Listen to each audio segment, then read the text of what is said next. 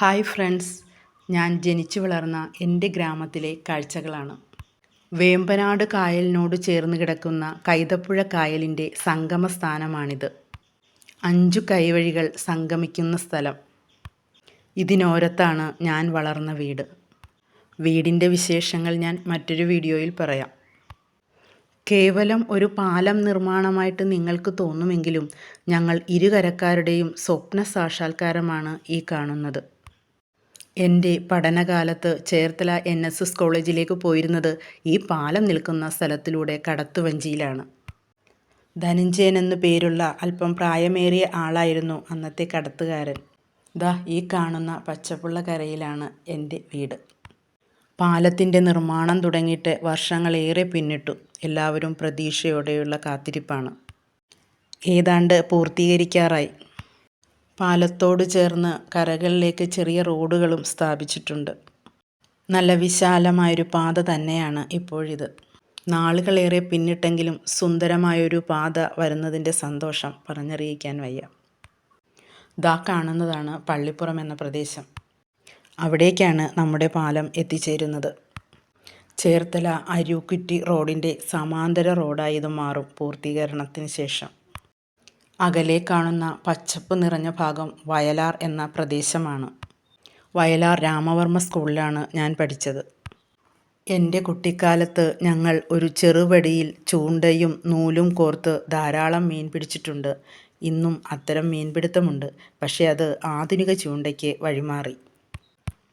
അന്നൊക്കെ തീരത്തു നിന്ന് തെങ്ങിൻ ഓലയുടെ കണയെടുത്ത് ചെമ്മീൻ വാരി അത് കോർത്തിട്ടാണ് ചൂണ്ടയിട്ടിരുന്നത്.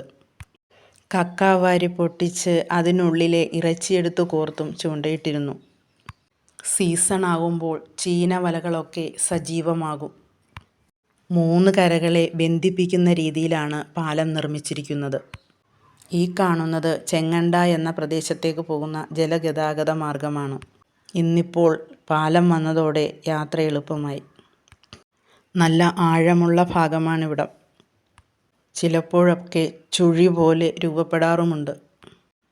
ബ്ലാക്ക് നിറത്തിലെ വസ്ത്രങ്ങൾ ഇപ്പോഴത്തെ ട്രെൻഡാണെന്ന് തോന്നുന്നു. എവിടെ നോക്കിയാലും ബ്ലാക്ക് നിറത്തിലുള്ള വസ്ത്രം ധരിച്ചവരെ മാത്രമേ ഇപ്പോൾ കാണാനുള്ളൂ. മുൻകാലങ്ങളിൽ മുതിർന്നവരെ സന്തോഷിപ്പിച്ചിരുന്ന ഒരു കള്ളു ഷാപ്പും ഒരു കരയിലുണ്ട് കേട്ടോ. തീരത്തോട് ചേർന്ന് അതിൻ്റെ നിൽപ്പ് കാണാൻ നല്ല ഭംഗിയുണ്ട്. കരിമീനും ചെമ്പല്ലിയും കൂരിയുമൊക്കെ ധാരാളം കിട്ടുന്നതുകൊണ്ട് ഇവിടെ മീൻ പിടിക്കാൻ ഒത്തിരി പേർ എത്തിച്ചേരുന്നുണ്ട്.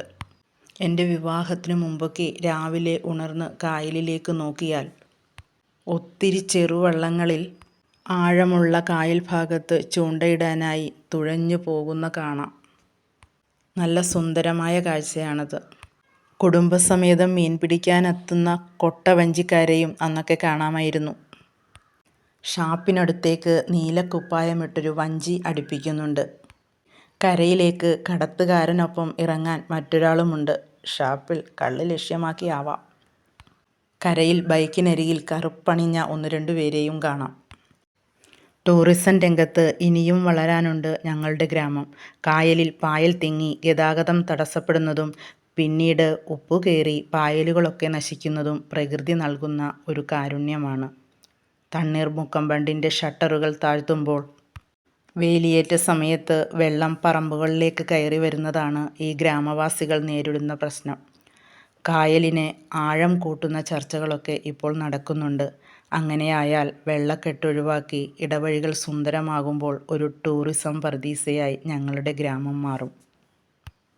ചേർത്തല അരുക്കുറ്റി റോഡിൻ്റെ സമാന്തര റോഡിൻ്റെ പൂർത്തീകരണവും സാധ്യമാകണം. കൂടുതൽ ആൾക്കാർ ഇപ്പോൾ തന്നെ വൈകുന്നേര സമയങ്ങളിൽ പാലത്തിലെത്തി കാഴ്ചകൾ കണ്ട് ആസ്വദിക്കുന്നു. എൻ്റെ ഗ്രാമം നിങ്ങൾക്കും ഇഷ്ടമായെന്ന് വിചാരിക്കുന്നു.